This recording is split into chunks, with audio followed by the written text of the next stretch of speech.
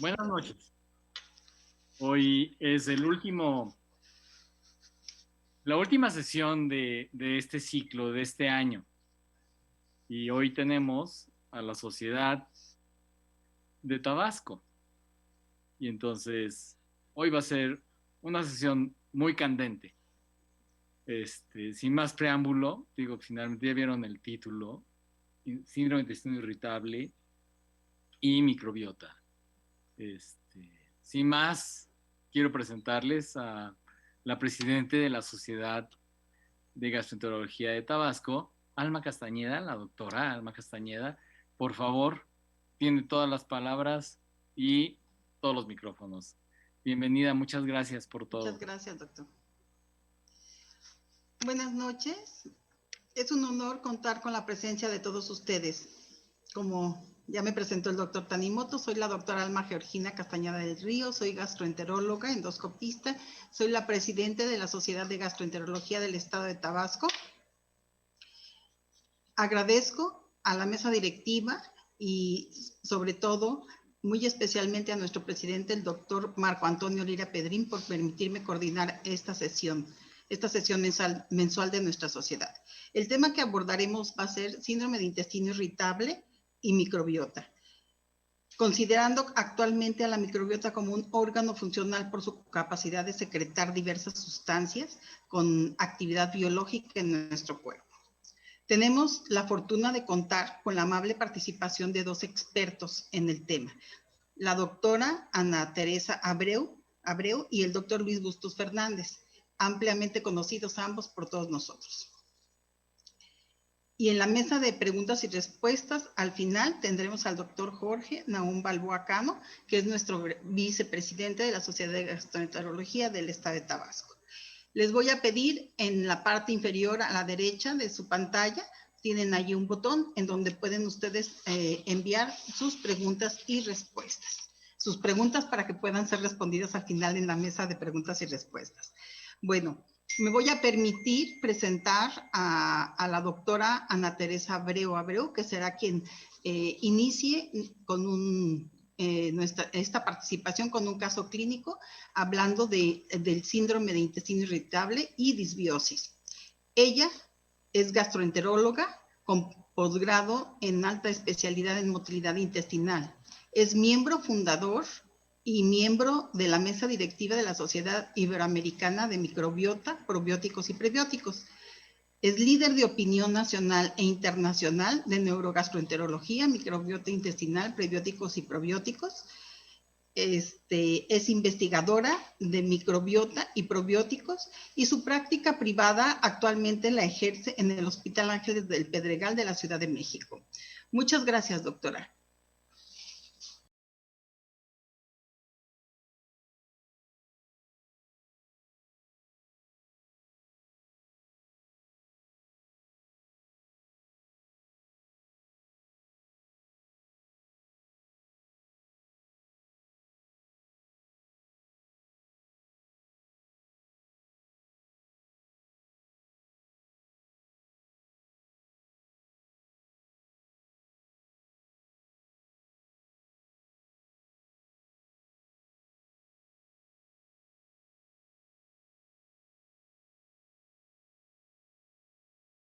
Muchísimas gracias, doctora Castañeda, doctor Balboa, doctor Teramoto, doctor Marco Lira, por la invitación y la oportunidad de estar con ustedes aquí de manera conjunta con, yo creo que un invitado de lujo, que es el doctor Luis María Bustos de Argentina.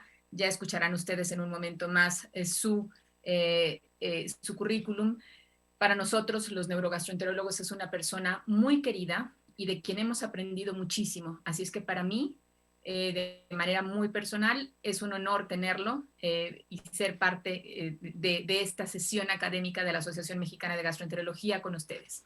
Mi caso clínico, más que un caso clínico que nos lleve paso a paso y que nos haga preguntas y que a lo mejor nos permita un poco de interacción, va a ser más bien una relatoría de un caso clínico para poder ahondar en el tema posteriormente.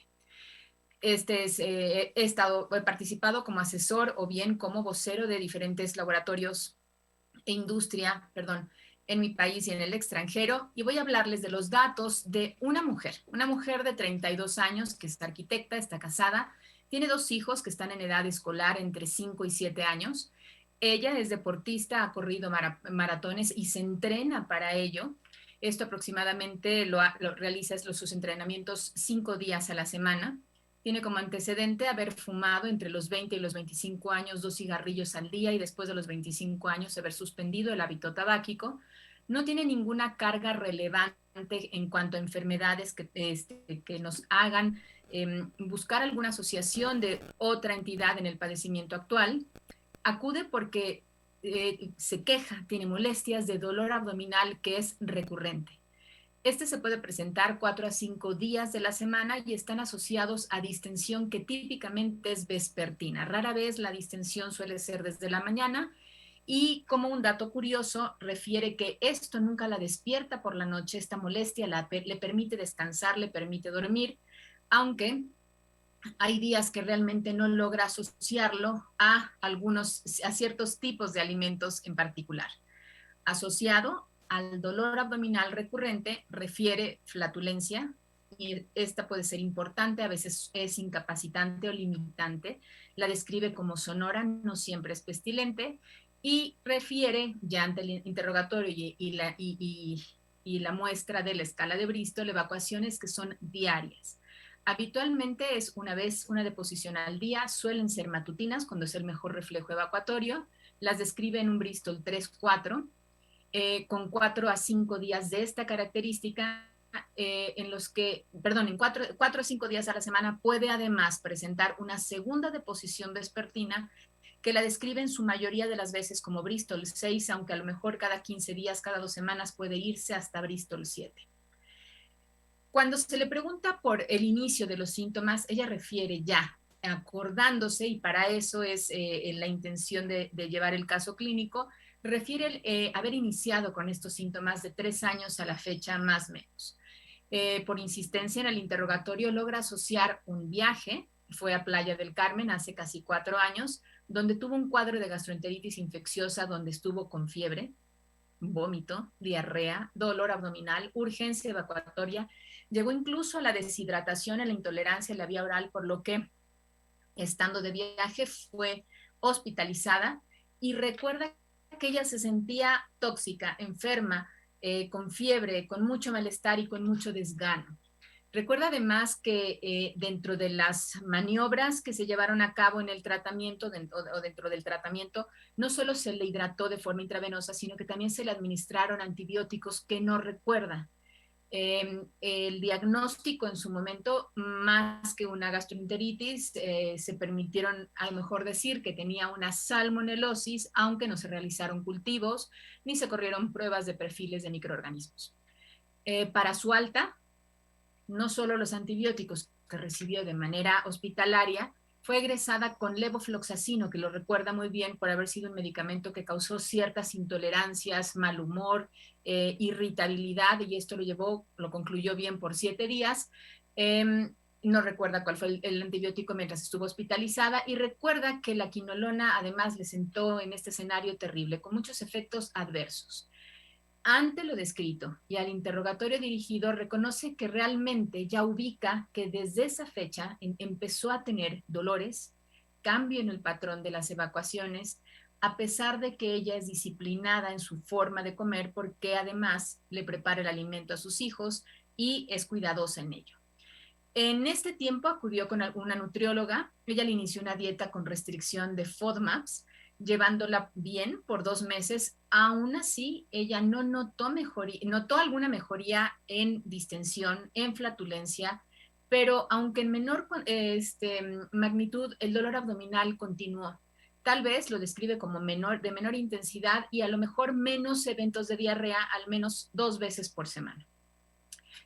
Cuando, asociado a la dieta de restricción, al querer incorporar algunos alimentos, ella notaba que los síntomas siempre exacerbaban, regresaban, reconoció haberse sentido incluso durante esta restricción de alimentos sin FODMAPs, reconoció fatiga, haber dejado pasar incluso un maratón porque no podía entrenar, se sintió con desgano y se sintió incapaz de alimentarse de forma distinta a lo que hacía para el resto de su familia.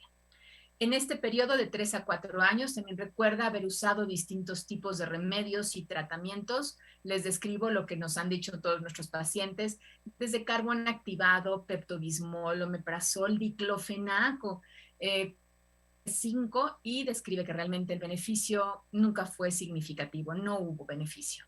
Niega cualquier otra sintomatología digestiva, sin embargo, nuevamente dirigiendo y pensando en posibilidades de un trastorno funcional digestivo que suelen traslaparse, ubica que en ocasiones suele asociarse una sensación de llenura postprandial molesta y también dolor en el epigastrio de forma postprandial. Esto de manera rara, al menos una vez a la semana o con más espacio entre los síntomas. Tiene un estudio endoscópico que se realizó un año antes de la consulta y esto fue hecho por otro facultativo, y aunque los síntomas eran digestivos bajos, el estudio que trae es el de una endoscopía alta. Ya bajo prescripción recuerda haber empleado mesalazina, bromuro de pinaverio en varias ocasiones, incluso en distintas presentaciones comerciales, y trimebutina genérica. Se reconoce cansada, harta de estos síntomas. En ocasiones le ha causado depresión, angustia, pensamientos de por qué tan recurrente la sintomatología. Le molesta el tener que estar cuidando, a pesar de hacer ejercicio, cuidando cómo se ve en su aspecto en la figura, sobre todo hacia la tarde, que suele distenderse y que suele tener dolor. En esta secuencia de relatoría, yo creo que no hay duda, ay, perdón por la RI, no hay duda de que estamos ante un síndrome de intestino irritable y que conforme fuimos llevando el interrogatorio, esto es un aspecto muy importante en las entidades funcionales, basta un muy buen interrogatorio, tomar y pescar algunos datos de los cuales nos dicen los pacientes, y podemos ubicar y hacerlos ubicar como que más allá de que estemos pensando en algo terrible, hubo un hecho infeccioso que generó esta sintomatología. Y pensar en la posibilidad, a lo mejor ahondar un poquito más, en que puede ser una entidad que esté traslapada con otro trastorno funcional, como sería el de dispepsia postinfecciosa. Recordar que hay una perfecta asociación entre síntomas de síndrome de intestino irritable después de un cuadro infeccioso, incluso después de viajes o brotes epidémicos. Recordar que esto se debe, como veremos a profundidad y de una manera excelente, que esto se debe también a alteraciones a nivel en la microbiota intestinal que van a llegar a generar sintomatología, donde cambia la microbiota, donde se hace un cambio en la respuesta inflamatoria, en la barrera intestinal, en la sensibilidad visceral. Y recordar cómo en esa publicación de Giovanni Barbaray del grupo de la Fundación de Roma en el 2019 sobre síndrome postinfeccioso, cómo hay distintos microorganismos que pueden generar una mayor sintomatología del síndrome de intestino irritable y explicárnosla. Así como nos dice el doctor Marc Pimentel, prácticamente después de un cuadro infeccioso, si bien la mayoría de los cuadros infecciosos se resuelven, existe la posibilidad de que por los mismos factores infecciosos o los factores del hospedero pueda quedarse un proceso de inflamación, un proceso disbiótico que genera una inflamación de bajo grado, una activación inmune, recordando que el intestino es un órgano inmunitario que a nivel de la lámina propia va a tener grupos celulares que van a generar esta inflamación de bajo grado, y es lo que puede ocasionar que el paciente tenga síntomas de síndrome de intestino irritable. Y perfectamente bien identificados como factor predisponente de síndrome de intestino irritable, más allá de ser mujer, más allá de sus ciclos menstruales, más allá de su estado de humor, más allá de su estado civil, hubo un antecedente de gastroenteritis infecciosa. Hubo un antecedente de infección que además ameritó uso de antibióticos intrahospitalarios y ambulatorios. Esto fue por un mayor tiempo, antibióticos de amplio espectro y sistémicos, y que estos están perfectamente asociados a generar síndrome de intestino irritable postinfeccioso. Y es por esto que ella a veces come y se generan síntomas de síndrome de intestino irritable, así sea con un consomé de pollo o bien sea una barbacoa puede a veces tener o no tener la sintomatología, porque recordemos que todos los alimentos, más que el platillo como tal, cada uno de los alimentos tiene propiedades de efectos primarios, osmolares, químicos, mecánicos, neuroendocrinos, además de que algunos pueden ser prebióticos o efectos probióticos o posbióticos, y que también el alimento per se puede tener un distinto proceso de fermentación en el intestino, que puede causar cambios en el pH intestinal y también perpetuar los efectos disbióticos que están ya instalados después de una infección a nivel del microbioma, y por esto explicarnos que se perpetúe la disbiosis o que haya mayor permeabilidad, que se lleven a cabo alteraciones en la interacción del intestino-cerebro, en la actividad inmune desde el intestino, en la motilidad, y que genere incluso ciertos factores asociados psicológicos.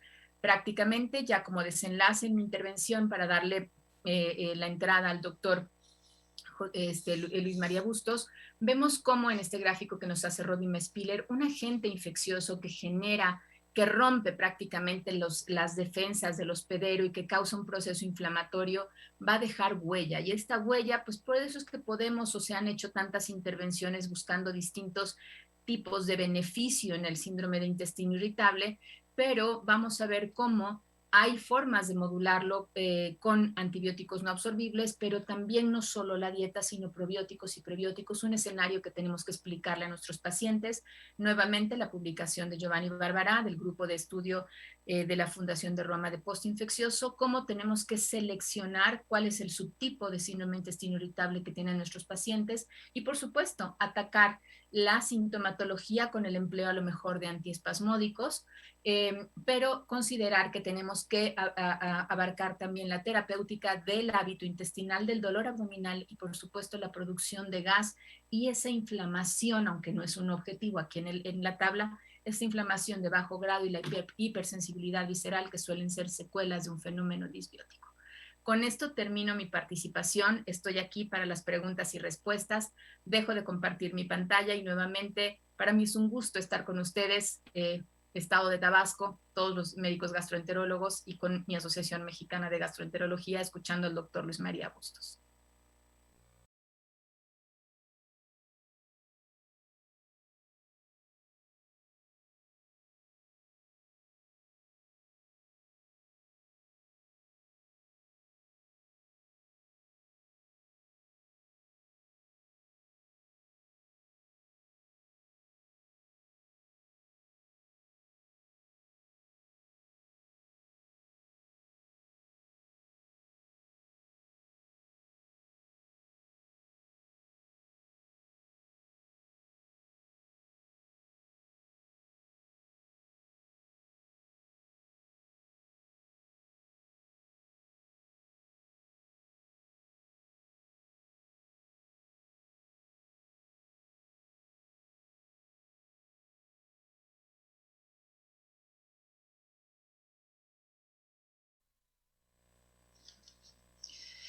Bueno, ahora vamos a tener el agrado de presentar, como decía la doctora Abreu, una persona muy, muy importante y que para nosotros es un gusto que esté aquí con nosotros y que haya aceptado estar en este día en nuestra sesión general. El doctor es el doctor José Luis Bustos Fernández. Él nos va a presentar el tema microbiota y probióticos en el síndrome de intestino irritable. Muchas gracias, doctor, por haber aceptado estar con nosotros esta noche. El doctor es expresidente de la Sociedad de Argentina de Gastroenterología y es expresidente de la Sociedad Latinoamericana de Neurogastroenterología. Actualmente, el doctor es director médico del Centro Médico Dr. Bustos Fernández en Buenos Aires, Argentina. Muchas gracias, doctor, por estar aquí con nosotros.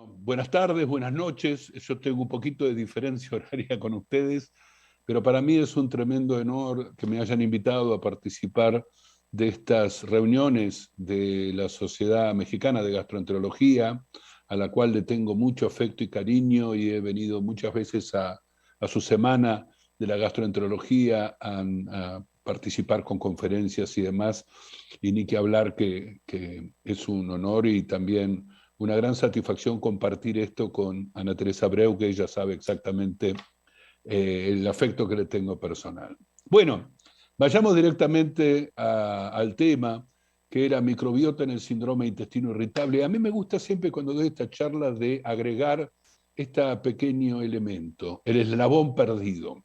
Porque durante muchos años no hablamos demasiado de microbiota en esta situación, y creo que el haber recuperado lo que está significando la microbiota es muy importante para el diagnóstico y el tratamiento del síndrome de intestino irritable. Para que uno pueda llegar a plantear que existe el intestino irritable, hay un elemento fundamental que es el dolor. Entonces, cuando el paciente tiene dolor y aparte tiene dificultad evacuatoria, tiene diarrea, hablamos de intestino irritable. En cambio, cuando uno plantea de que no tenemos casi dolor y tenemos dificultad evacuatoria, tendríamos una constipación funcional o una diarrea funcional en el caso que las materias fecales sean más flojas. Y el tema de decidir si uno tiene un estreñimiento o tiene una diarrea, lo definimos a partir de la escala de Bristol. Entonces, estos desórdenes funcionales gastrointestinales en los criterios de Roma 4 comenzaron a hablarse como desórdenes de la interacción intestino-cerebro. Y se vio que estos grupos de enfermedades se relacionaban con una combinación de disturbios de la motilidad, hipersensibilidad visceral, función mucosal inmune alterada, alteraciones de la microbiota intestinal y alteraciones en el procesamiento del sistema nervioso central. Y un dato importante de esto es lo que es la prevalencia. A principio, ¿qué pasó? Perdón. Ok. Cuando uno está planteando, este es un trabajo que se publicó en el Gastroenterology ahora en marzo del 2021 y ha sido el trabajo epidemiológico más grande que se ha realizado hecho por la Fundación Roma para tratar de ver la prevalencia en distintos lugares, ¿no? Y se evaluaron 73.076 adultos, un número realmente importante en 33 países de 6 continentes, y se recolectó los datos por internet o con entrevistas en las casas en los países en los cuales no tenían un acceso a internet demasiado importante. Bueno, a mí me dieron el honor de ser el investigador principal de la Argentina, y de Latinoamérica participaron no solo Argentina, sino México, Colombia y Brasil. Y fíjense que acá es un dato interesante dentro de la prevalencia, porque si ustedes ven la prevalencia de intestino irritable con los criterios de OMA 4, los números son más bien bajos, 3,5. Pero esto está porque cada vez se le da más importancia a lo que significa la constipación funcional, la diarrea funcional o la distensión abdominal funcional. Fíjense que si le sumamos la dispepsia, la cantidad de estos trastornos de interacción intestino-cerebro son 43%, casi 44% en Argentina, y en México es el 40%. O sea que uno plantearía que casi la mitad de la población tiene este tipo de sintomatología, y por eso es tan importante que la conozcamos mejor y que realicemos la terapéutica adecuada. Entonces, históricamente se planteó de que teníamos un eje cerebro-intestinal con una autopista que unía el sistema nervioso entérico que tenemos en el abdomen, en los intestinos, y el sistema nervioso central. Pero en los últimos años se agregó un nuevo actor en esta historia, y es la microbiota intestinal, y comenzamos a llamar esto eje cerebro-intestinal microbiota. Y fíjense que hay evidencias claras de que la microbiota actúa en el síndrome de intestino irritable. Entonces, estas evidencias directas de una flora intestinal alterada, bueno, ya tuvimos el caso clínico en el cual se hablaba del intestino irritable postinfeccioso. Tenemos el SIBO, el sobrecrecimiento bacteriano del intestino delgado, y a mí me gusta sumarle cuando hago el breath test, el test de aire, el perfil fermentativo aumentado, que es el área bajo la curva que tenemos de hidrógeno o de metano para tratar de ver si más allá de que haya un sobrecrecimiento bacteriano en el intestino delgado, también tenemos una exageración del perfil fermentativo en todo el tubo digestivo. Otro tipo de, bueno, obviamente que si tenemos una flora colónica alterada también es un elemento para tratar de ver si al tener disbiosis vamos a tener más intestino irritable. Luego vamos a tener evidencias de un efecto fisiológico de una flora alterada y vemos el cambio en el volumen y consistencia de las heces a través de la desconjugación de las sales biliares, alteración de la composición y volumen de gas, o sea, el exceso de fermentación, y las interacciones entre los alimentos y la microbiota intestinal. Los mediadores de un estado proinflamatorio, obviamente, aparecen en estos casos y el impacto terapéutico al alterar la flora. Entonces, nosotros vamos a encontrar que es fundamental lo que es la barrera intestinal, porque aparece la flora intestinal, tenemos alteraciones de la permeabilidad, y la alteración de la permeabilidad depende de un montón de factores. Uno de ellos es el estrés emocional, y se comienzan a liberar varios mediadores de la inflamación, como estamos viendo acá, por ejemplo, las interleuquinas, el CRF, etcétera, etcétera. O sea que todo esto significa la aparición de lo que se llama la inflamación de bajo grado, que es una forma de diferenciar las clásicas enfermedades inflamatorias como el intestino, como la enfermedad de Crohn o la colitis ulcerosa, y porque esto nosotros hacemos un estudio endoscópico y no vemos absolutamente nada, o sea, pero el proceso inflamatorio está en marcha. Y si seguimos buscando, hay algunas lecciones que nos dio la enfermedad inflamatoria intestinal, porque cuando vemos la relación que tiene la pared intestinal con las bacterias, vemos que no solamente esto tiene que ver con una sola bacteria, sino con partes de ella. Entonces vemos que hay las lipoproteínas de las bacterias es reconocida por los receptores Toll-like, el 1, el 2, el 6. Hay también el ARN mensajero, las lipopolisacáridos, la flagelina, y fíjense cómo todos estos datos se correlacionan con distintos receptores Toll-like. Y cuando se evaluó directamente el grupo de Eamon Quigley en los pacientes con intestino irritable, encontramos que los pacientes con intestino irritable se relacionaban con una concentración mayor de receptores Toll-like de tipo 4, ¿no? Fíjense que en esto se aparece a la colitis ulcerosa y no tanto a la enfermedad de Crohn. Otro dato interesante para también reconocer cómo es la relación de estos distintos elementos de la microbiota son los anticuerpos antiflagelina, que hablan de una reactividad de las bacterias en relación a los pacientes con intestino irritable.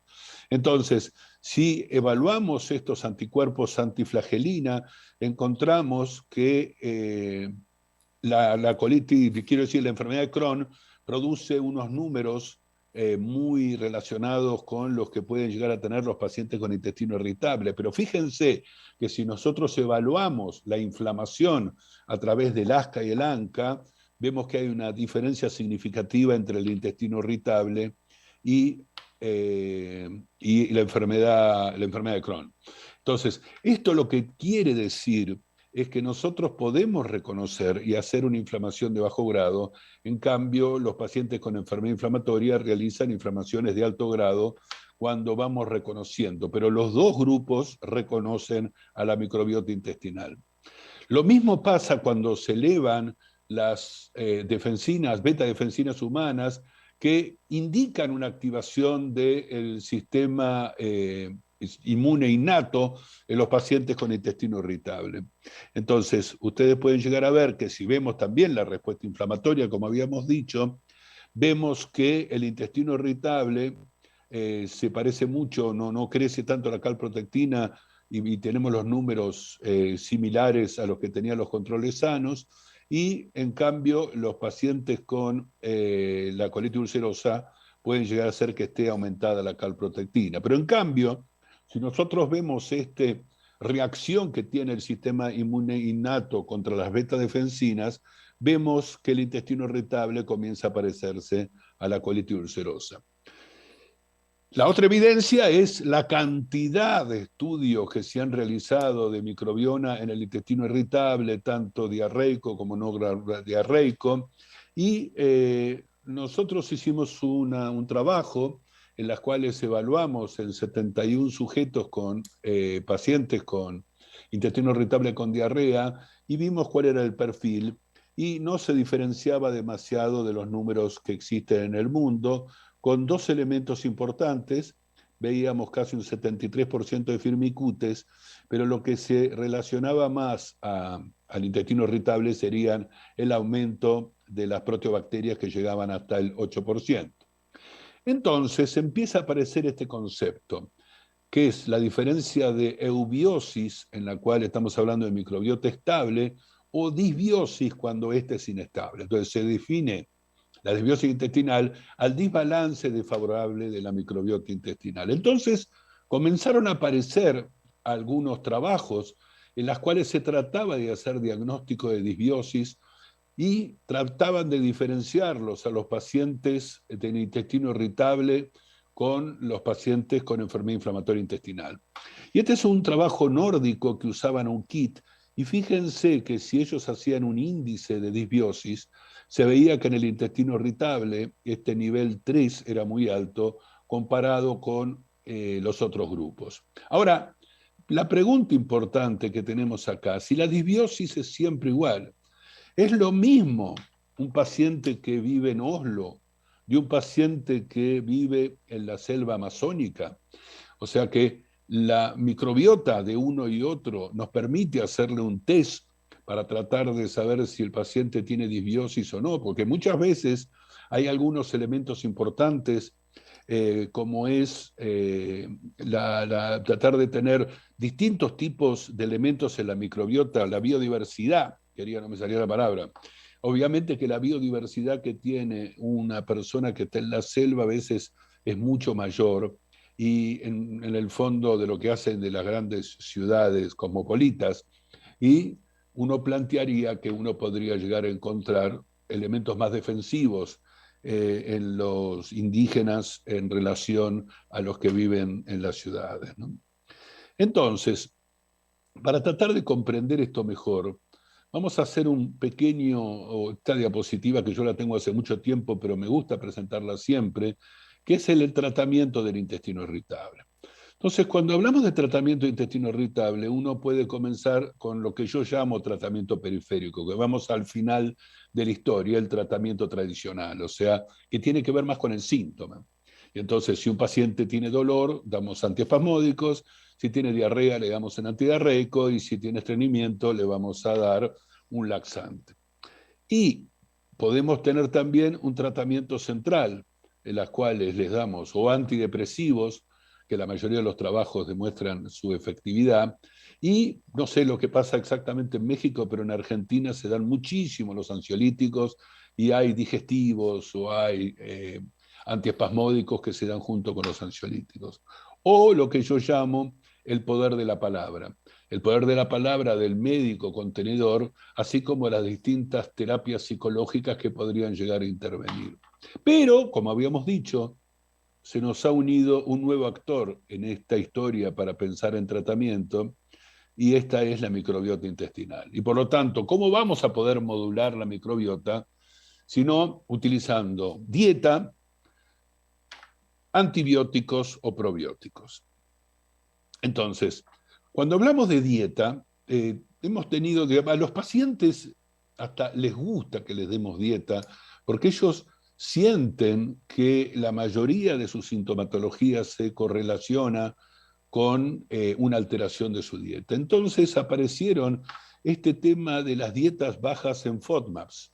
Y yo les digo a los pacientes míos siempre que no es FODMAPs de food, de comida, sino son unas siglas que representan estos productos fermentables que tienen que ver con disacáridos y monosacáridos junto con polioles. O sea, Todo alimento que hace o que no se une a una fermentación es sacado en estas dietas. Entonces tenemos el trabajo clásico que dice del grupo de Peter Gibson en Australia, y ellos planteaban que una dieta baja en FODMAPs reduce los síntomas del intestino irritable. Pero comenzaron a aparecer otro tipo de trabajos en los cuales esta restricción de carbohidratos fermentables reduce la concentración luminal de bifidobacterias y tratar de ver si esto tendría que ver con distintos síntomas en pacientes con intestino irritable.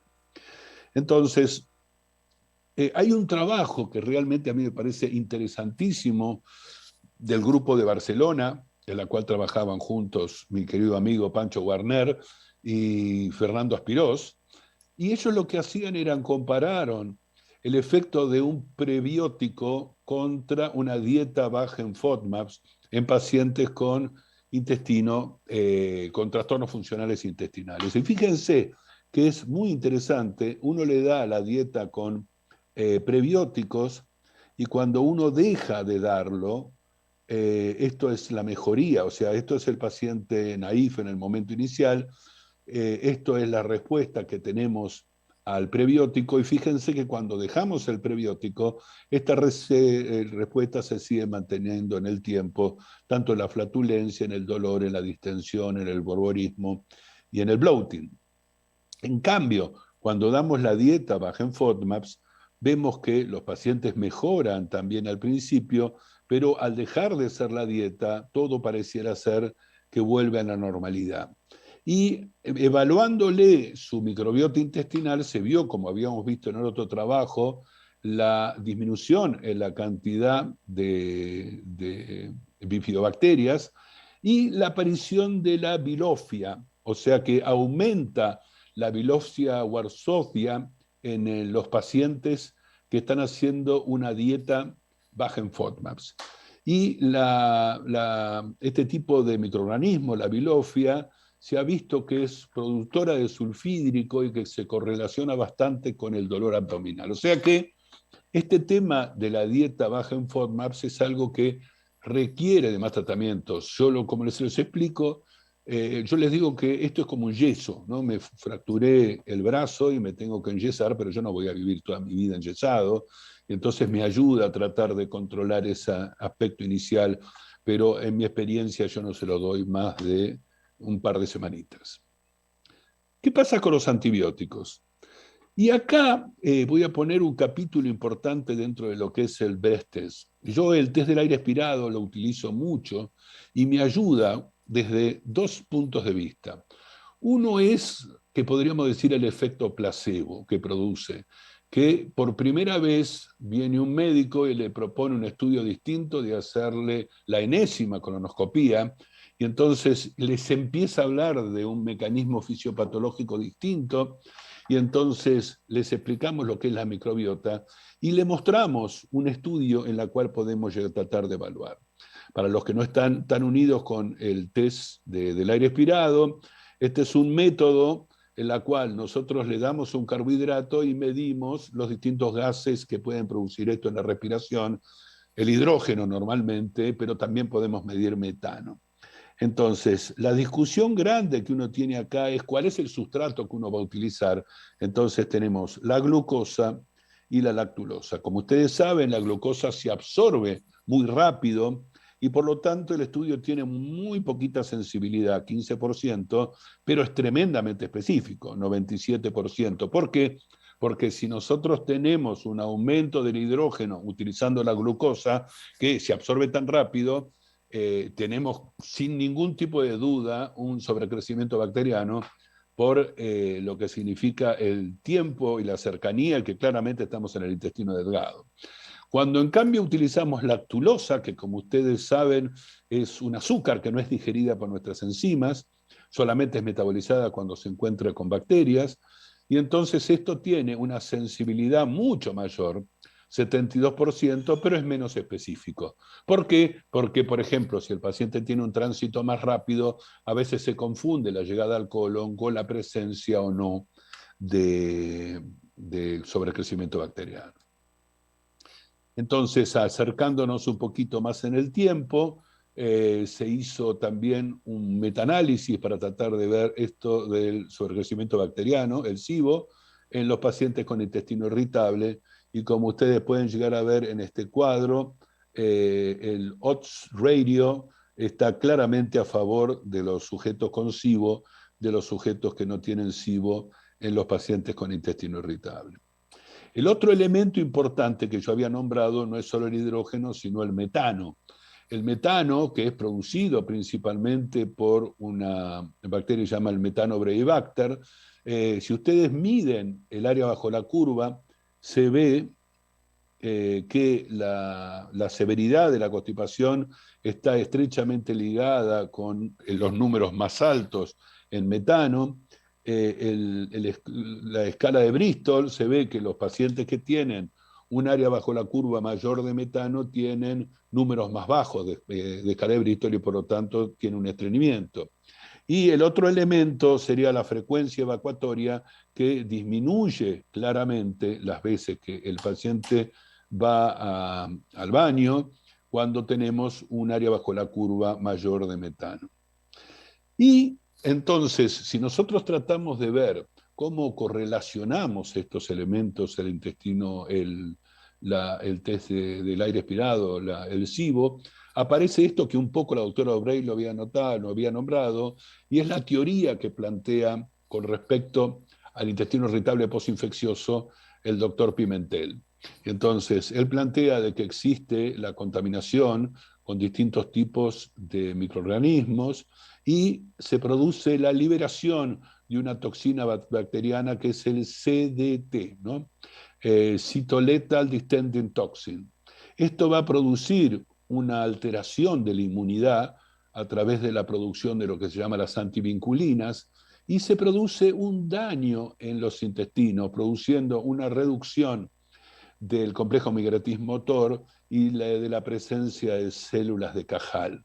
Por lo tanto, este daño va a producir una alteración del tránsito, y al ver una alteración del tránsito se produce un sobrecrecimiento bacteriano que lo podemos evaluar a través del test de hidrógeno. Y él plantea que el tratamiento para todo este eje sería la utilización de antibióticos no absorbibles. Pero la rifaximina, que sería este antibiótico no absorbible, recién empezó a aparecer como importante luego de estos dos grupos de trabajos multicéntricos, en las cuales se hizo primero esta realidad del grupo de Mark Pimentel, Tony Lembo, William Shea y otro tipo de autores muy importantes también, en las cuales se vio que los pacientes en intestino irritable sin estreñimiento encontraban un efecto mayor al placebo. Pero la FDA recién empezó a aceptar la utilización de rifaximina cuando se demostró que uno podía darlo en forma cíclica, y este trabajo tiene un esquema bastante complicado y el gráfico cuesta a veces entenderlo, pero lo que hacían eran les daban la rifaximina y trataban de dividir en los pacientes que eran respondedores y no respondedores. En los pacientes respondedores se les hacía distintos tipos de ciclos y se veía que los pacientes seguían mejorando.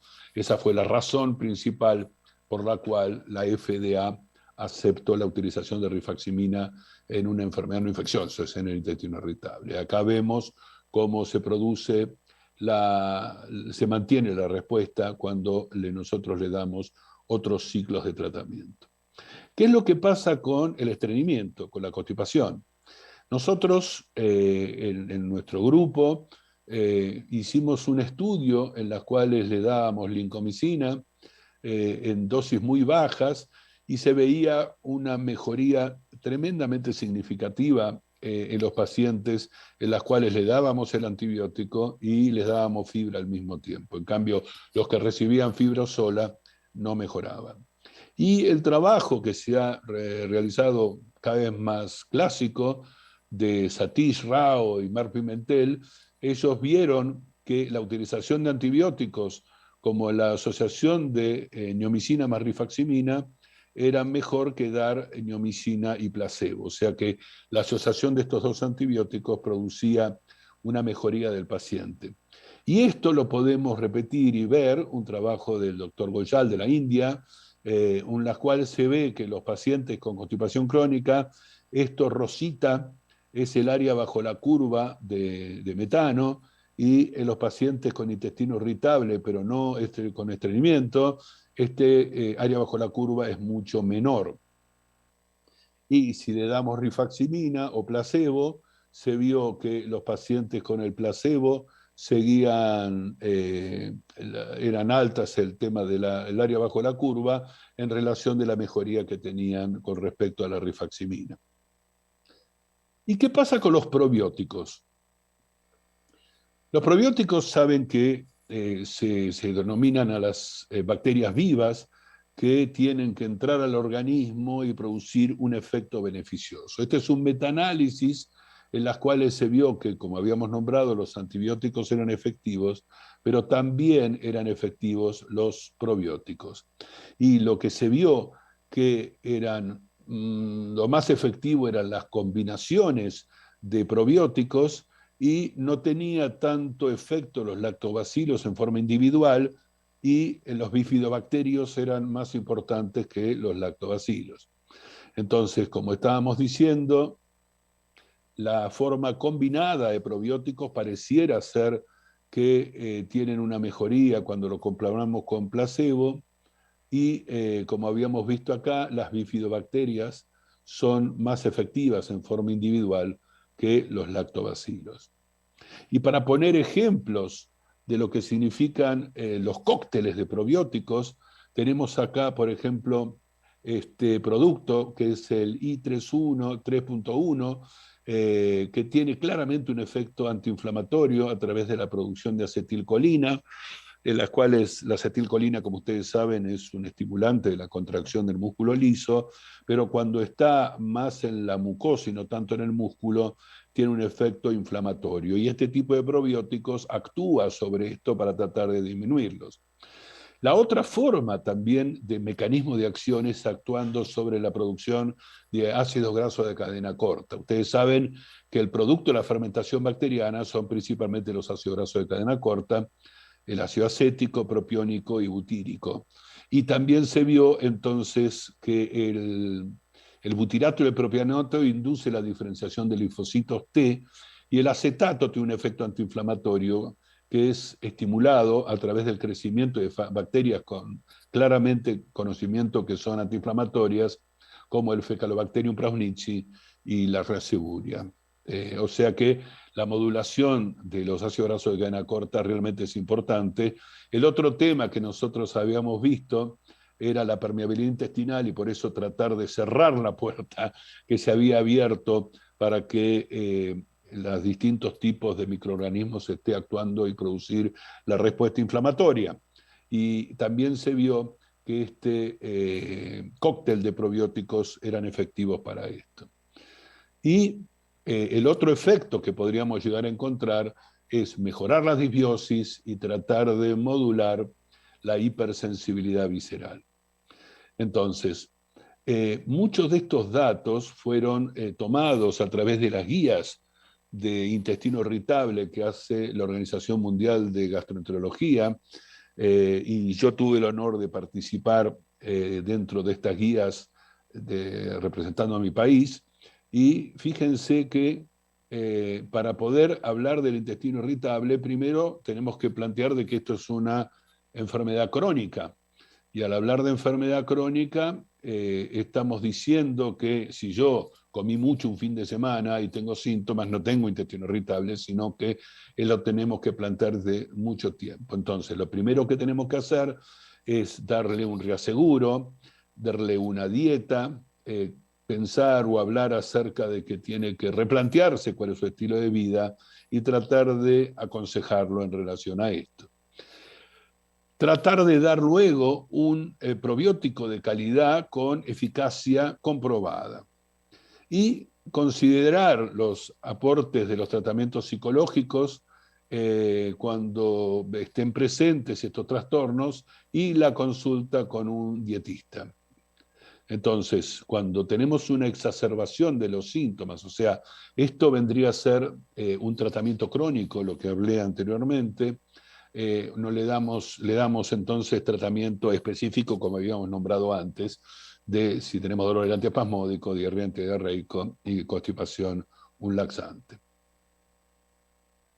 Entonces, ¿cuál sería el mensaje para que ustedes se lleven a su casa? La fisiopatología del intestino irritable es muy variada y compleja y no solo es un trastorno psicológico, esto es importante.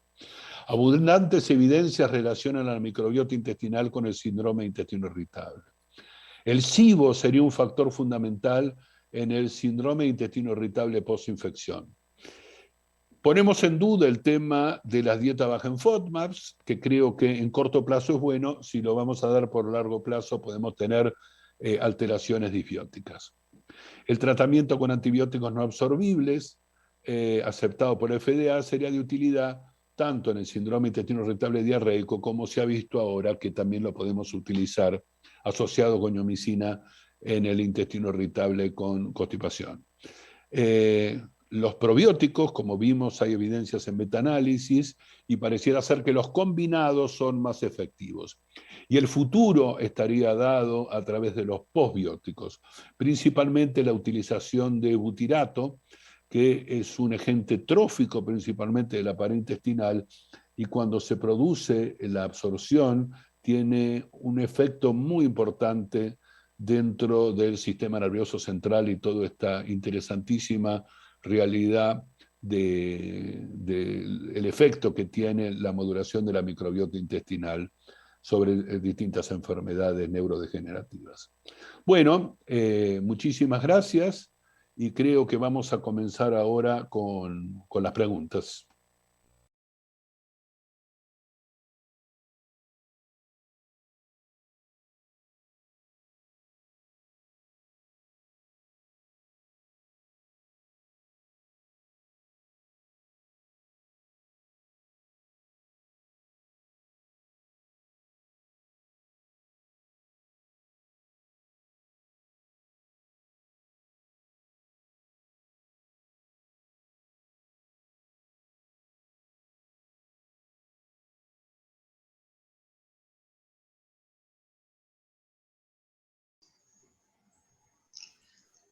Buenas noches, vamos a empezar con nuestra sesión de preguntas y respuestas.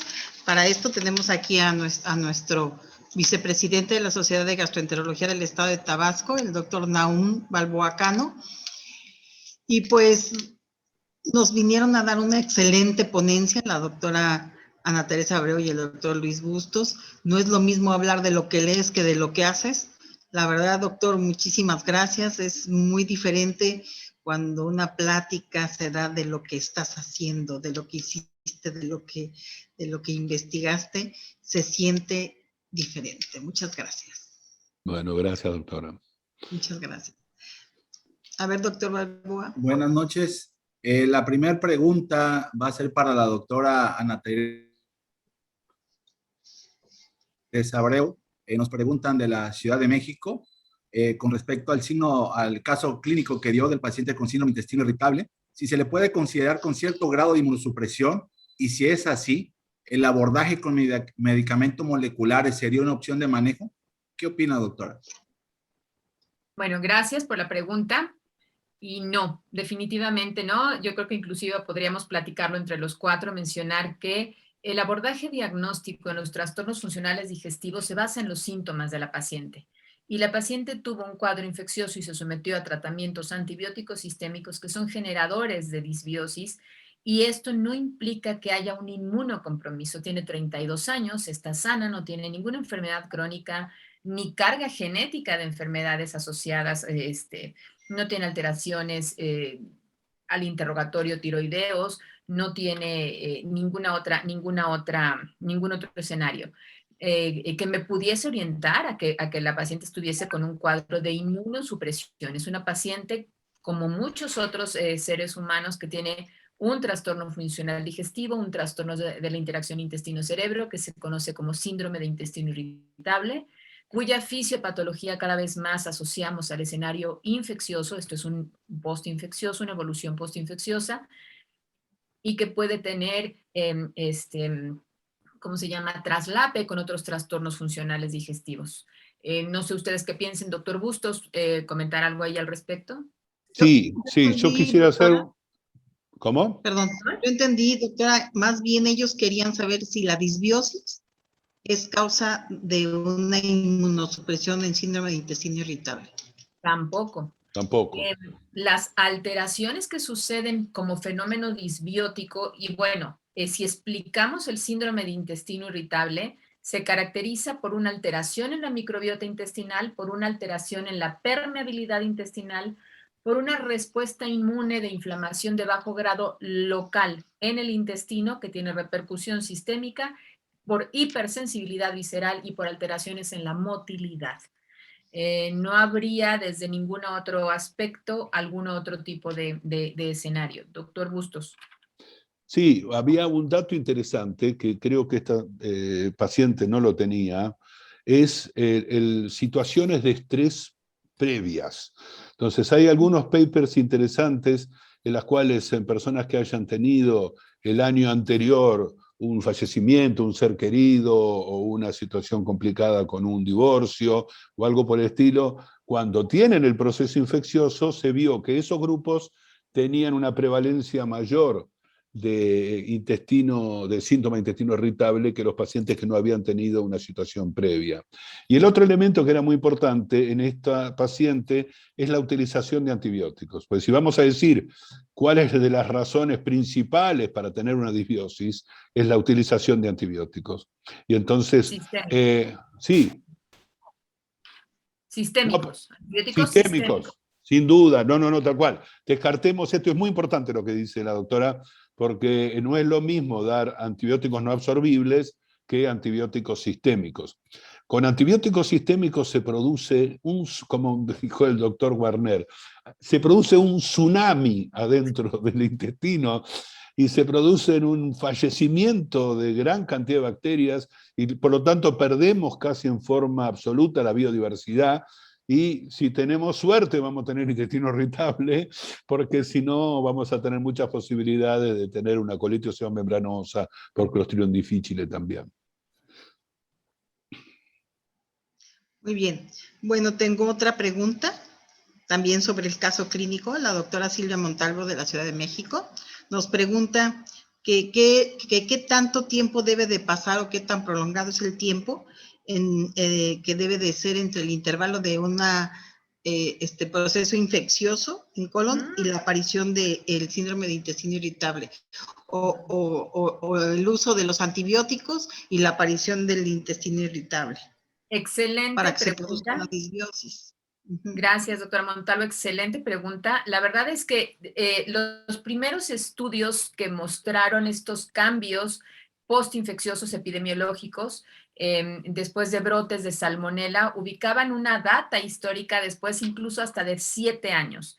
En la revisión que ustedes tienen en esta publicación del grupo de Giovanni Barbarà de postinfeccioso de la Fundación de Roma, ellos ubican prácticamente un escenario incluso de 10 años o mencionan que más o menos puede ir de 4 hasta 10 años, pero hay estudios epidemiológicos donde es de 7 años.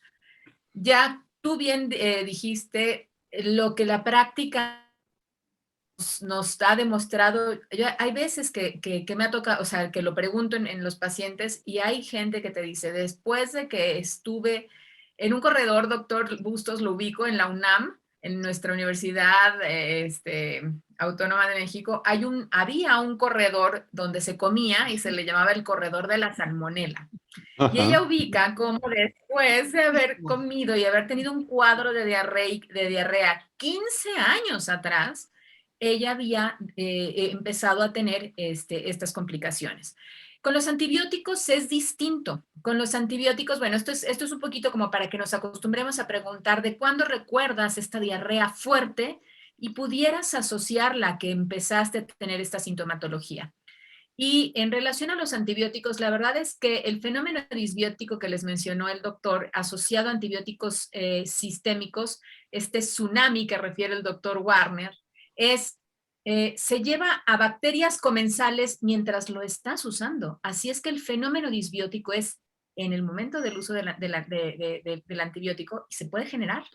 Por eso es que ya no hablando de síndrome de intestino irritable, por eso es que cuando hablamos de diarrea asociada a antibióticos puede suceder desde el día 1 de toma de medicación hasta 2 meses después de haberlo terminado. Pero en disbiosis sucede desde el día 1, hay publicaciones interesantísimas como de cómo se abaten los comensales, las bacterias comensales, cómo hay surgimiento de nuevas bacterias. Por ahí hay una ceftriaxensis descrita después de haber usado ceftriaxona, es un estudio muy interesante. Pero sucede, ese fenómeno disbiótico sucede desde el primer momento de usar el antibiótico sistémico. Sí, lo que es interesante es, y esto es como una pregunta que le hago a Ana también, si conviene utilizar probióticos en el momento que vamos a dar antibióticos para ver si podríamos disminuir esta posibilidad de que aparezca la disbiosis, ¿no? Sí, claro, ahí hay, por ejemplo, en las guías de la Organización Mundial de Gastroenterología, no todos los probióticos, solo aquellos que tengan resistencias antimicrobianas, o sea, que tengan un espectro de ser resistentes a antibióticos, pero que no induzcan resistencias en sus generaciones futuras por transferencia de plásmidos. Y eso no lo cubren todos los probióticos. Debe usarse a la par del antibiótico un probiótico antibiótico resistente. Si no se hizo, hacerlo de manera inmediata al haber terminado el antibiótico, no dejar pasar este tiempo para evitar el daño y restaurar, hacer algo que llamamos rebiosis en la microbiota intestinal. La misma doctora Silvia te pregunta que si se le hizo colonoscopia al paciente y qué tratamiento después de 4 años le das tú a esta paciente para ayudarle. Bueno, ¿por qué no le hicimos colonoscopía? Porque realmente el interrogatorio, y esto nuevamente, Roma 4 nos va llevando de la mano en cuanto a que nosotros podamos obtener mayor cantidad de datos por parte de la paciente en un interrogatorio y basarlo solo en la sintomatología. No había datos de alarma como pérdida de peso, carga genética de cáncer de colon, realmente no en la primera cita indicarle una colonoscopía, a lo mejor si hubiese regresado a la paciente con sintomatología muy particular, un dolor que no le permite descansar. Recuerden que los trastornos funcionales digestivos descansan cuando el paciente descansa. Ese es un tip clínico muy particular. Pero si hubiese un dolor que se queda en un solo lugar, que no es cambiante, que eso es una característica en el síndrome irritable, se va distribuyendo, va cambiando de regiones en el intestino, que no la deje dormir, que vaya increciendo, que vaya en aumento. Por supuesto que habrá que buscar alguna otra, a lo mejor en un coprológico, sangre oculta en heces, me iría por una colonoscopia. No lo haría de forma inicial. Primero iniciaría tratamiento médico, eso es lo que los criterios de Roma 4 nos permiten hacer. ¿Y con qué? Con un medicamento que tenga un potencial antiespasmódico, porque se queja de dolor, a lo mejor con un carminativo, algún medicamento que tenga alguna combinación con simeticona, y de estos tenemos salverina, tenemos bromuro de pinaverio, tenemos trimebutina. Dependerá del escenario clínico de la paciente. Como hay un fenómeno de distensión importante, ya lo vieron en la tabla verde de esta publicación, como siempre es importante y ventajoso si nosotros atacamos también con una intención eubiótica, usar un antibiótico no absorbible que sea rifaximina, que sea el polimorfo alfa, que es el único que en verdad no se absorbe, y por supuesto usar cepas probióticas. ¿Qué cepa probiótica voy a emplear? La que convenga al escenario clínico de la paciente. Si mi paciente viniese con estreñimiento, seleccionaría cepas específicas. Si mi paciente viene más con tendencias a tener síndrome de intestino irritable mixto o con diarrea, el doctor lo mencionó, el doctor Bustos, a lo mejor buscaría una combinación de cepas que me permita actuar sobre gránulos polifosfatos, sobre la presencia de butiratos, sobre la permeabilidad intestinal, sobre más efecto antiinflamatorio. Entonces buscaría qué cepas probióticas, qué combinaciones de cepas probióticas emplear. No todos los probióticos funcionan igual, su funcionamiento es cepa especificidad, es un aspecto muy importante en el que siempre hacemos hincapié. Y a veces, por ejemplo, bueno, Aquí me gustaría, doctor, aprovecharle, usted tiene algunas investigaciones, inclusive con otras cepas, o con otra cepa en particular, donde se fortalece las vellosidades intestinales en diarreas, en fenómenos diarreicos. Tenemos un armamentario en eso, afortunadamente, al menos en México, donde podemos recurrir a varios productos y cepas probióticas de industria farmacéutica validados. Claro, cuando uno plantea la utilización de probióticos, uno al principio tiene a tratar de ver cuál es el efecto directo que tiene el probiótico y cómo sería el mecanismo de acción. O sea, tenemos una mentalidad en sí muy farmacológica y muchas veces el probiótico no actúa en forma farmacológica, sino lo que está tratando de hacer es un cambio en el ecosistema para tratar de que ese sistema sea protector antiinflamatorio, y habíamos mostrado en la diapositiva el crecimiento de cepas antiinflamatorias, como el más conocido es el Faecalibacterium prausnitzii, que eso es otra lección que nos dio las enfermedades inflamatorias del intestino, o por ejemplo la Akkermansia que es una bacteria que se une mucho al moco y que tiene que ver con la protección. O sea que yo había hecho con el Saccharomyces boulardii en su momento un trabajo en las cuales vimos que nosotros dábamos un probiótico y aumentaba 400 veces la aparición del prausnitzii. Y entonces eso quiere decir que más allá del mecanismo de acción que estamos diciendo, cada vez va a ser más el tailor-made del antibiótico, o sea que tiene que ser a medida. Entonces se tiene que hacer probióticos a medida para las distintas funciones, y esto es algo interesantísimo que se está estudiando cada vez más, y es el futuro en lo que significa probióticos, el tratar de que sean más específicos. Porque si no, siempre la pregunta con probióticos es ¿y cuál doy?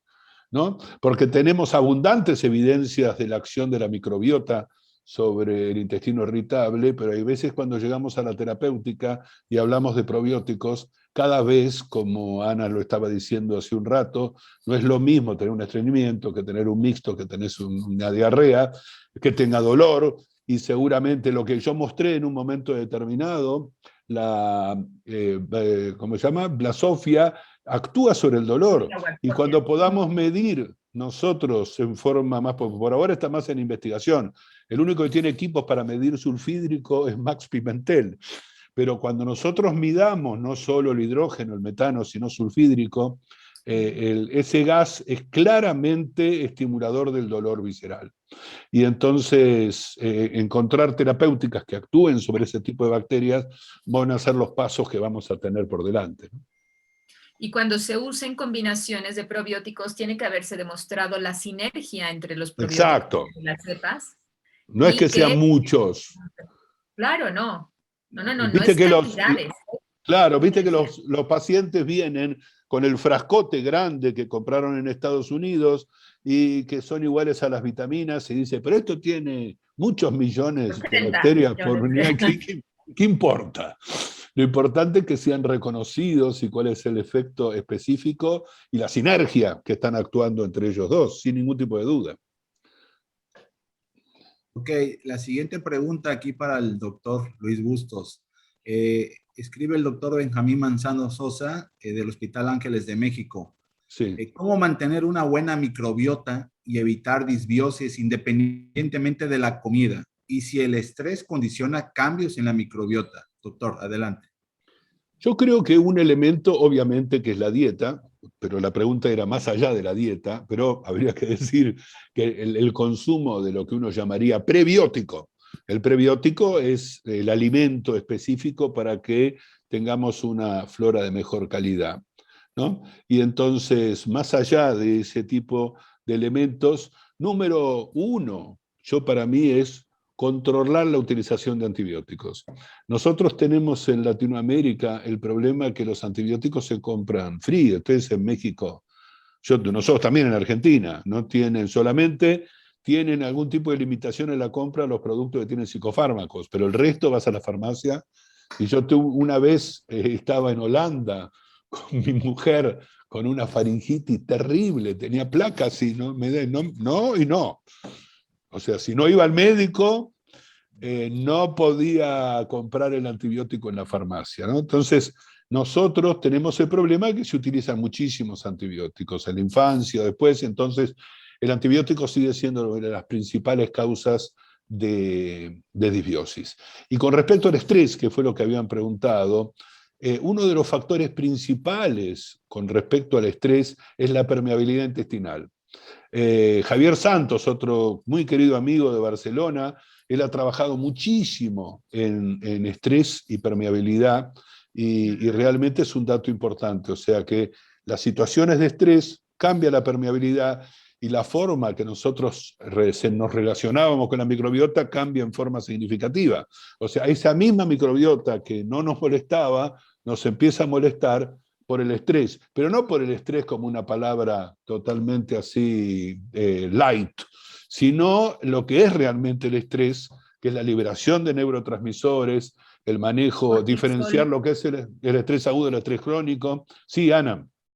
Cortisol, la producción de cortisol. La producción de cortisol, sin duda, para tratar de saber, y eso está actuando por la liberación del CRF, que actúa sobre las glándulas suprarrenales y la liberación de cortisol.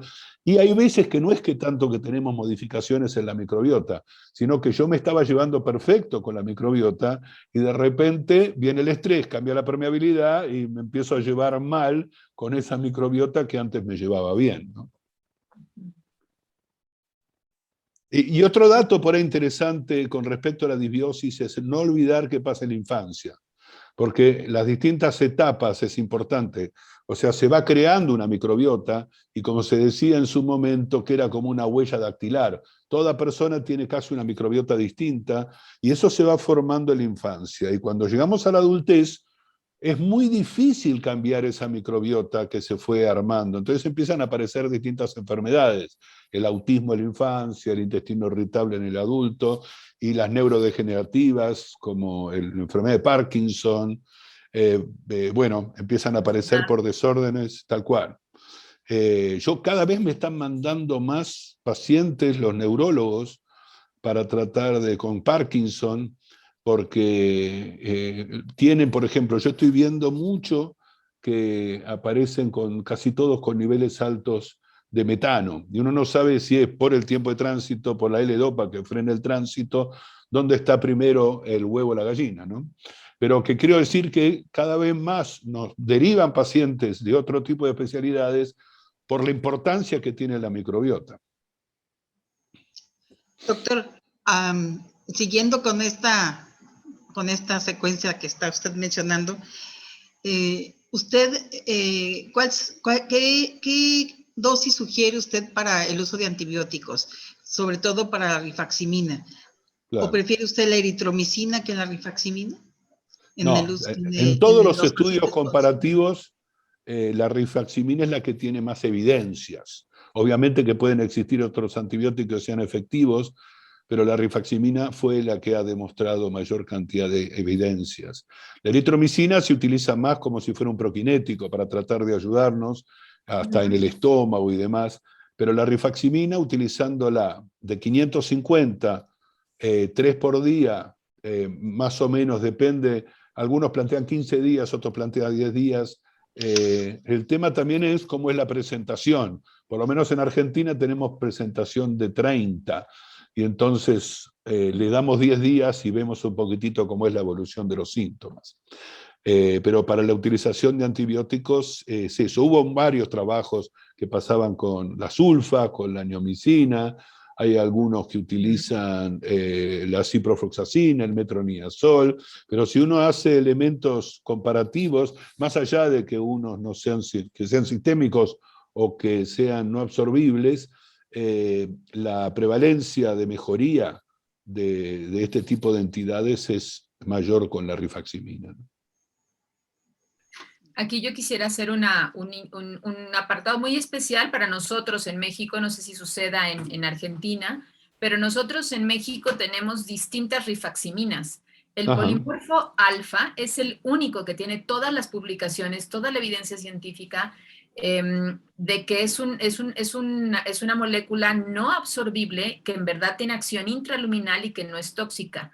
Todas las otras, beta, kappa, lambda, muchas que no salieron al mercado, en México tenemos Todas son rifaximina, porque nosotros en Argentina no tenemos esa Dado que diferenciación. con el de biodisponibilidad exacto que tiene cifras y además dependiendo del miligramaje, mayor afectación o cantidad de absorción que finalmente no es el objetivo por la toxicidad. Claro, y vos sabés que hay trabajos interesantes en los cuales se habla de que el efecto de la rifaximina es muy dosis dependiente. Entonces, cuando un paciente viene, no, ya tomé rifaximina, doctor, ¿y cuánto tomó? Claro, vamos a decir, ¿cuánto tomó? Y entonces uno se ve que hay veces, porque existe, por lo menos en Argentina, hay de 200, de 400 y de 550. Y cuando uno le dice al paciente que tiene que tomar 3 comprimidos de 550 por día, se asusta. Y entonces es muy común que el paciente mismo quiera tomar menos, porque le parece algo muy significativo. Y la realidad es que los efectos adversos de estos antibióticos son muy bajos. No se absorbe. Claro, y por lo tanto puede llegar a ser de que no sean efectivos, porque hay mucho efecto placebo dando vueltas en el intestino irritable, pero no dañino, no pasa nada, y por eso lo aceptó la FDA, ¿no? Si no se absorbe, no tiene metabolismo hepático, no tiene filtración Exacto. renal. Se puede tomar, como hoy un paciente en el consultorio me pregunta, ¿se puede tomar con alcohol? Sí, señor. Claro. Trate de ser medido con el alcohol. Pero... Yo tengo una pregunta de la rifaximina. Se supone que si tú das rifaximina, no te altera la microbiota intestinal. ¿Qué hay de eso?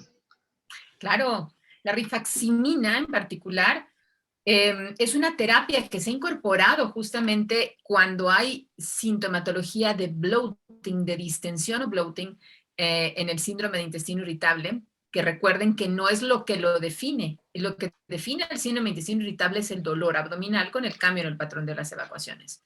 Pero si se agrega mucho esta sintomatología del bloating, de la distensión, o bien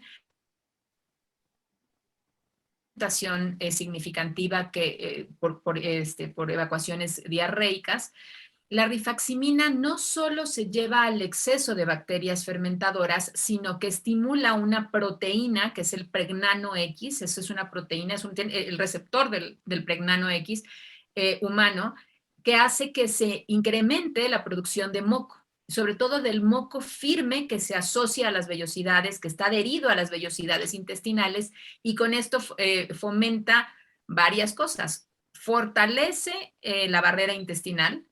2, hace que crezcan más bacterias que dependen de la presencia de moco, o sea, induce un efecto eubiótico y además tiene documentado un efecto antiinflamatorio a nivel de la...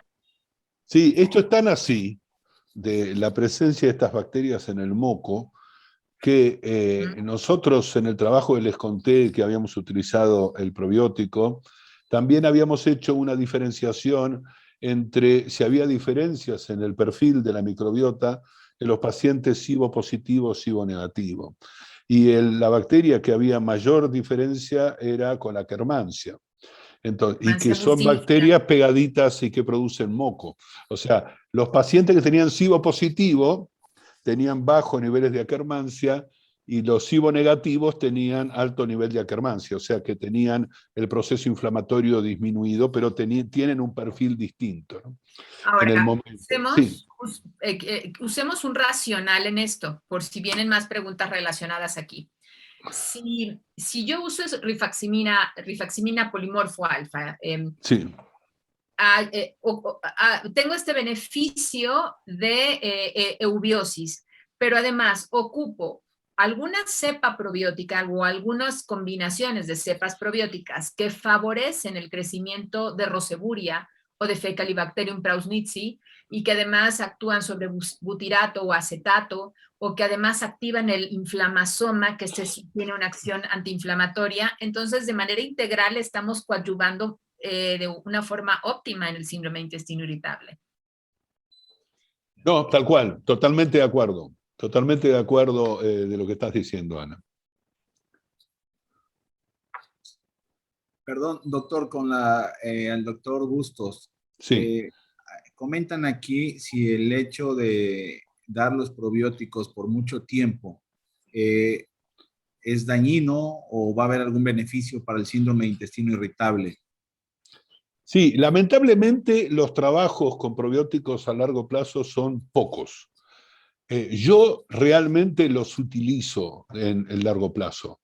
A ver, porque los probióticos dentro de lo que es el mercado farmacéutico empezaron a aparecer mucho por la diarrea secundaria a antibióticos o diarreas agudas.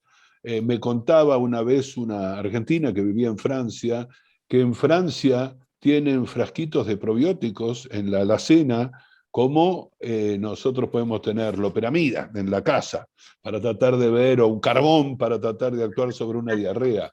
O sea que ellos claramente ponen que el probiótico es un antidiarreico. El médico no conoce nada más que eso, es nada más que eso. Yo estoy convencido, y planteando ese trabajo que mostré del grupo de Fernando Apirós, en las cuales hay que diferenciar lo agudo y lo crónico. Uno puede llegar a tener síntomas agudos y que tienen que ver mucho más con la fermentación, y por ahí no tanto con la inflamación de bajo grado. O sea, si yo tengo intestino irritable y comí legumbres, haba, lenteja, poroto, garbanzo, me voy a sentir mal, y seguramente si doy un antibiótico va a actuar sobre ese proceso fermentativo y me voy a sentir mucho mejor. En cambio, el paciente con intestino irritable hay veces que no tiene ese gatillo tan cercano con la dieta, y eso tiene que ver mucho más con el SIBO y el proceso inflamatorio del intestino delgado. Entonces, yo lo que hago habitualmente es, a veces les doy 1 mes, 2 meses de probióticos, porque el probiótico va a tratar de ir creando una nueva estructura dentro, más allá de cortarlo relativamente rápido, la eubiosis y la disbiosis, tenemos que crear una microbiota de mejor calidad, y como hemos dicho ya en esta charla, hay probióticos que nos ayudan a que tengamos flora de mejor calidad con aparición de bacterias antiinflamatorias y no tanto proinflamatorias. Sí, a mí me llamó la atención lo que Otro comentó hace un punto. rato, perdón, doctora, el Sí, doctor en cuanto a la dieta de los FODMAP, de que sí. realmente yo veo que me comentó, o así lo entendí, como si fuera básicamente ya un mito en cuanto a las dietas prolongadas. Más bien, mientras tenga los síntomas, usted lo recomienda 2, 3 semanas y posteriormente Volver regresar a a su tratar de alimentación. tener una dieta que yo llamo hipofermentativa. Como dice, hay un doctor en Eso, Argentina, el doctor Juancho de Paula, muy amigo mío, me gusta. que él dice, me quieren ahora convencer que comer un puré de manzana es malo. Se lo hemos dado a nuestros hijos toda la vida, y ahora viene Claro. alguien y dice que no podemos comer puré de manzana. Por eso, tenemos que tratar de fijarnos y que tener una lógica. No es lo mismo comer un garbanzo que comer manzana, dentro de los dos que son prebióticos y que actúan al crecimiento de la fibra. O sea, que son elementos relacionados con la fibra y demás. O sea que uno tendría que plantear eso. Si nosotros damos la dieta baja en FODMAPs, es como el paciente que está internado y le dicen, no le dan de comer y le dan todo el alimento por sonda, por suero. Y entonces, bueno, pero no lo podemos mantener así toda la vida. Entonces tenemos que tratar de ver cómo podemos avanzar entre la dieta hipofermentativa y la aparición de la utilización de probióticos, y seguramente lo que va a venir en el futuro, que ya existen, ¿no? Los butiratos y demás, para tratar de que esto sea más popular y tener esto de mejor calidad. Me gustó lo de la dieta hipofermentativa, ya lo voy a adoptar. Yo realmente no ocupo tanto la dieta FODMAPs, de restricción de FODMAPs, porque justamente sabemos que impacta en la microbiota que tenemos conceptualizada como sana, en la microbiota butirogénica, y afecta en concreto la acción de las bifidobacterias.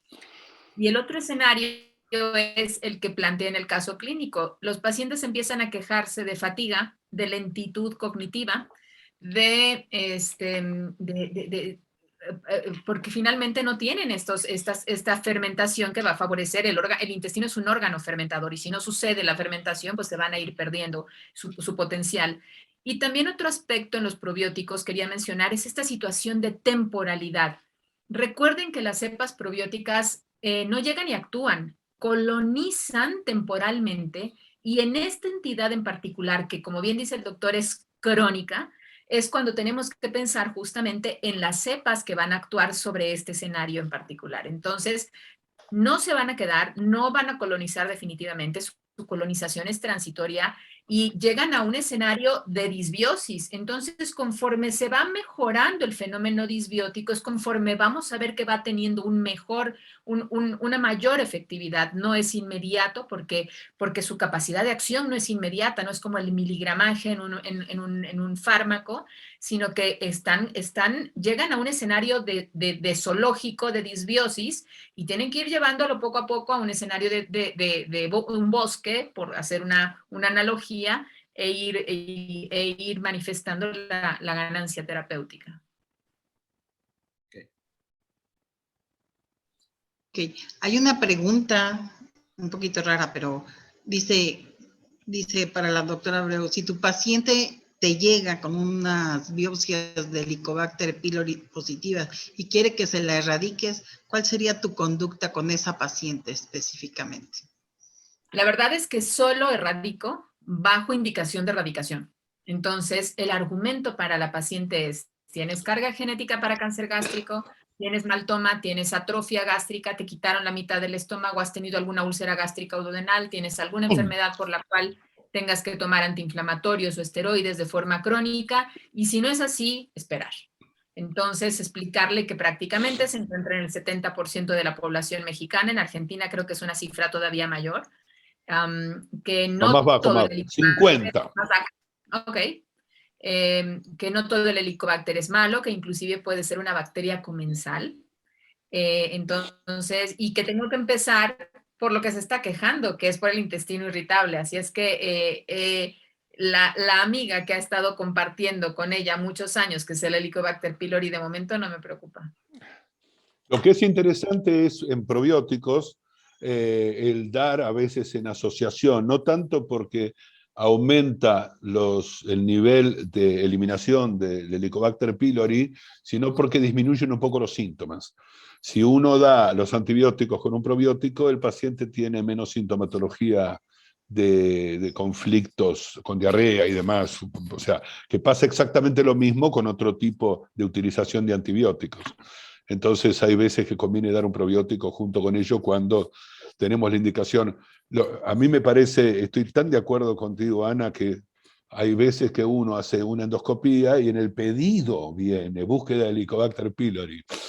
Y bueno, como viene en el pedido se lo tengo que hacer, pero yo no estaría de acuerdo de sacarle, porque si tenemos un 70, un 50%, hay 50% o 70% de posibilidades de que sea positivo. Y de repente esto no tiene nada que ver con su gastritis. Y de repente, por ejemplo, la enfermedad por reflujo, está totalmente demostrado que la erradicación del Helicobacter pylori aumenta los síntomas de enfermedad por reflujo. O sea que hay que tener mucho cuidado con eso. Y además los esquemas de antibióticos para Helicobacter son muy agresivos, ¿no? Y puedes barrer con la flora bacteriana normal también, ¿no? O sea, puedes hacer un círculo vicioso en el síndrome de intestino irritable con ese tipo de antibióticos. Incluso preguntan que si han usado tetraciclina y metronidazol, pues es lo mismo, ¿no? Sí, tal cual. Es lo mismo. Los hemos utilizado tantas veces, principalmente el metronidazol en enfermedad diverticular, junto con la ciprofloxacina y demás. O sea, hay que tener la pandemia más grande que existe en el mundo, más que el COVID, perdón, que era más que el COVID, es la utilización de antibióticos.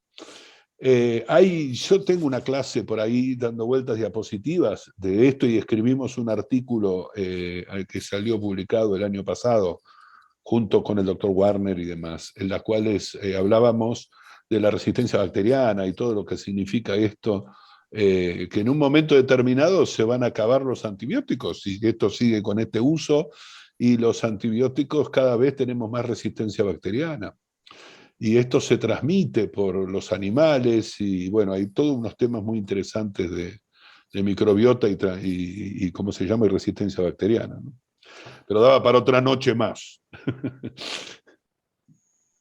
Bueno. Doctor, ahorita que menciona ¿ha visto síndrome de intestino irritable post-COVID? Bueno, ese es un dato Sí. interesantísimo.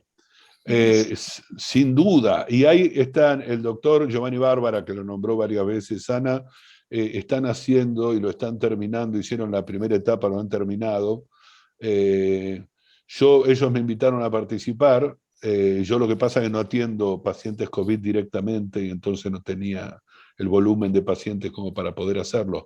Pero me siguen mandando los mails, estoy como en el listado de mails y entonces veo la evolución del trabajo. O sea, va a ser tremendamente interesante el síndrome de intestino irritable post-COVID, que eso va a ser una entidad que lo vamos a ver con números que son increíbles, porque, o sea, si vamos a ver elementos positivos de pandemias, son dentro de este desastre que nos tocó vivir y nos toca seguir viviendo, tratar de ver el conocimiento médico que nos va a dejar todo esto que está pasando, ¿no? Y eso va a ser siempre tremendamente importante. Y la premisa es porque la infección por SARS-CoV-2 que te causa COVID, o sea, la COVID, esta infección viral te va a dejar un escenario postinfeccioso. Sí. Esto es, el postinfeccioso puede ser bacteriano, puede ser viral, puede ser después de un rotavirus, puede ser después de un adenovirus, de un coronavirus, de un norovirus, por supuesto. Y además, todos los esquemas que se han empleado para tratar COVID, se han usado incluso esquemas de antibióticos en la enfermedad viral, o sea, en la infección viral, que seguimos insistiendo, genera también sintomatología de síndrome de intestino irritable. Y la disbiosis que se produce, por ejemplo, hay varios estudios en pacientes graves en terapia intensiva en las cuales se estudió la microbiota intestinal. Y esto que estábamos hablando del Prausnitz y demás, se produce una depresión enorme de las bacterias protectoras en los pacientes internados en terapia intensiva con COVID, ¿no? Incluso asociado a la gravedad de la enfermedad. Seguro. Más gravedad, tenemos mucho más permeabilidad, de alteraciones de la permeabilidad, y empezamos a entrar en falla multiorgánica, y la microbiota tiene mucho que ver. Es más, yo estoy convencido, creo, por ahí me estoy equivocando, ¿no?, que los síntomas digestivos no tienen tanto que ver por la acción del virus, sino por lo que significa el virus sobre la microbiota intestinal. No estoy hablando tanto de los pacientes en terapia intensiva, sino en el paciente habitual. No es que el virus produzca tal síntoma determinado, sino hay un desorden muy grande en la microbiota secundario a esta infección. Pero bueno, vuelvo a repetir, creo que se va a aprender un montón y este trabajo es un multicéntrico enorme, así que yo creo que va a dar datos muy interesantes. Pues el tema es muy amplio, creo que ya nos pasamos un poquito más de lo esperado, pero bueno, yo creo que todo el mundo está interesado.